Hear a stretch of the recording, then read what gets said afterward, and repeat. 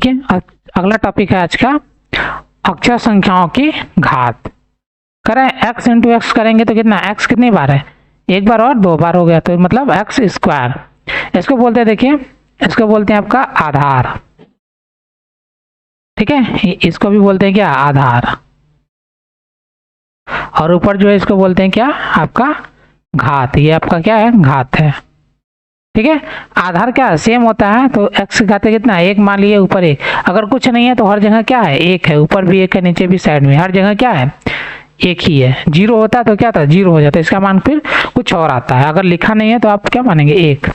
जैसे एक के ऊपर एक है, तो जब आधार क्या होता है, एक समान हो तो घात आपस में आपके ऊपर वाले घात जो होते हैं वो जुड़ जाते हैं, इसलिए एक और एक कितना हो गया, दो हो गया। इसी तरह इधर भी एक, इधर भी एक, इधर भी एक, एक एक दो और एक तीन, ये आपका तीन हो गया। आपका आधार कितना x है, तो x के घात तीन, इस तरह से। ठीक है, तो देखिए आपका अभ्यास 5C, इसमें सबसे पहला क्वेश्चन करा, निम्नलिखित की घातांकीय रूप लिखिए। कितना लिखा है, देखिए c गुणे c गुणे c गुणे कितना डॉट डॉट करके 5 बार, तो इसको कितना 3 बार लिखा है, 4 और ये 5। इसका मतलब कितना, c के घाते कितना 1 2 3 4 और ये 5, इसका मतलब c के घाते 5 ही आपका आंसर हो गया। इसी तरह ये देखिए 5 गुणे 1, इसके ऊपर भी क्या है, एक एक है, तो ये हो जाएगा आपको कितना 5, a के घाते कितना, देखिए 1 और ये 2 हो गया। इधर b के घाते है तो a के घाते मतलब 2, फिर आगे क्या बचा, b भी बचा है, तो b भी गुणे में, तो सीधे गुणा का चिन्ह देकर सिंपली ऐसे ही लिखेंगे, ऊपर 1 2 और 3, ये आपका आंसर हो गया। इसी तरह अगला देखिए 7 के घाते कितना 1 है, इधर भी 1 है, इधर भी 1 है, आधार सेम है, तो ऊपर 1 2 और 3, ये आपका 3, ये आपका आंसर हो गया। इसी तरह आगे इधर भी 1 है, सब ऊपर क्या एक एक है, तो t के घाते कितना हो गया, 1 और 1 2, और y के घाते कितना हो जाएगा आपका 1 और 1 2, ये आपका आंसर हो गया। ठीक है, बस इतना ही करना है, इससे ज़्यादा कुछ नहीं है। अगला देखिए इसी तरह अगर निम्नलिखित को गुणा के रूप में लिखिए। अभी जैसे ये आपका इधर गुणा के रूप में दिया था, हमने घात के रूप में लिखा, अभी इसमें हम घात के रूप में दिया गुणे के रूप में लिखेंगे। तो कैसे करेंगे, देखिए a कितनी बार रहेगा, 2 बार, b कितनी बार रहेगा, 2 बार। इसका मतलब क्या हो जाएगा आपका a गुणे a 2 बार हो गया, गुणे b कितनी बार, 2 बार। इसी तरह से ये हो जाएगा आपका 9 गुणे a कितनी बार है, एक ही बार है, b कितनी बार है, 3 बार है, 1 2 और ये 3 हो गया, ये आपका आंसर हो गया। ये भी आपका आंसर था। अब ये वाला देखिए कितना हो जाएगा, ये आपका हो जाएगा 10 गुणे x कितनी बार, 3 बार, 1 2 और ये 3, फिर आपका y कितनी बार, ये भी 3 बार, 1 2 और 3 हो गया। फिर लास्ट में z कितनी बार, ये भी 3 बार, 2 और 1 2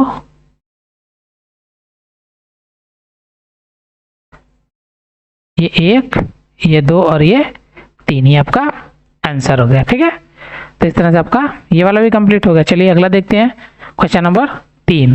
क्वेश्चन नंबर 3 कह रहा है आपका कि निम्नलिखित के घातांकीय रूप में व्यक्त कीजिए। a को कितनी बार लिखा है, देखिए n बार, तो अभी तक क्या लिखा है, a को जैसे 3 बार लिखा था तो हम क्या लिखते हैं, a घाते 3, लेकिन यहाँ क्या कर रहा है, n बार कर रहा है, तो n बार कर रहा है तो इसका मतलब a के घाते कितना हो जाएगा, n। यहाँ जितना बार लिखा होगा था, यहाँ जितना बार लिखा रहेगा उसी के पावर क्या लिख देंगे, उतना ही लिख देंगे। इसी तरह b के घाते कितना लिखा है, n बार, तो मतलब b के भागते कितना हो जाएगा, n हो जाएगा, ये हो गया आंसर। आगे देखिए इसमें क्या लिखा है, 3 के घाते कितना है, देखिए 1 2, फिर इधर भी 1 इधर भी 1, सब में 1 1 है।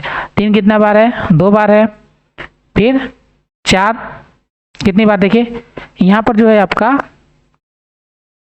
यहाँ पर हम क्या है, सिंपल 4 के घाते कितना 2 लिख सकते हैं, लेकिन यहाँ पे हमको क्या गुणा देना पड़ेगा, क्यों, क्योंकि हमारा यहाँ पे चर संख्या नहीं, आपका ये क्या है, अचर है।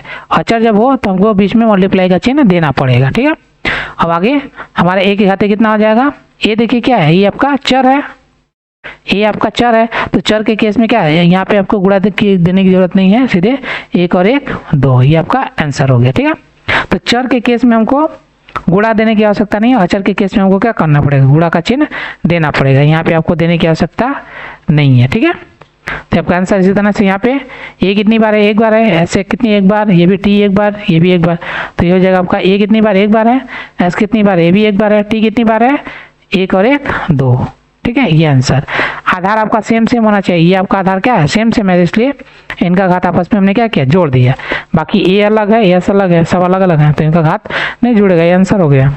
आगे क्वेश्चन नंबर 4 कह रहा है एक व्यक्ति की वर्तमान आय ए है, उसकी आय प्रतिवर्ष बी गुनी क्या हो रही है, बढ़ रही है। 3 वर्ष बाद उसकी आय कितनी होगी। ये इसको 3 वर्ष बाद कितनी आय होगी, तो लिखेंगे वर्तमान में व्यक्ति की आय बराबर कितना है, ए, प्रति वर्ष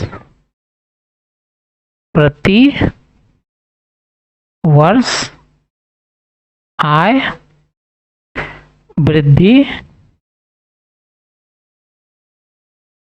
प्रति वर्ष आय वृद्धि कितना हो गया, बी गुना। इसलिए आपका बी गुना हो गया, इसका मतलब ए इंटू बी, ठीक है। इसलिए 3 वर्ष बाद आय बराबर कितना आ जाएगा, ये तो हो गया आपका कितना, ये हो गया आपका पहले वर्ष में, फिर उसके बाद दूसरे वर्ष में फिर बी क्या वृद्धि होगा, फिर उसके बाद फिर बी क्या वृद्धि, मतलब 3 बी की कितनी बार बढ़ रहा है, 3 वर्ष हुआ तो कितना बार, 3 बार बढ़ेगा। तो बी का कितना मल्टीप्लाई कितनी बार करेंगे, 3 बार, तो कितना ए के खाते कितना 1 हो गया, और बी के खाते कितना 1 2 3, ठीक है। ऊपर क्योंकि 1 1 है तो कितना हो जाएगा 3, इतना हो गया, ठीक है। ये आपका आंसर हो गया। इस तरह से आपका कंप्लीट हो गया, ठीक है। चलिए अगला देखते हैं। अब आगे आपका अगला टॉपिक है चर और अचर, इसको देखेंगे आपका नेक्स्ट वीडियो में। तब तक के लिए धन्यवाद। हमारे चैनल पर वीडियो देखने के लिए धन्यवाद। ऐसे ही और वीडियो देखने के लिए प्लीज हमारे चैनल को लाइक, सब्सक्राइब करें और बेल आइकन को प्रेस करें, जिससे हमारी हर वीडियो की नोटिफिकेशन आप तक पहुंचे। वीडियो को अपने दोस्तों को भी शेयर करें। धन्यवाद।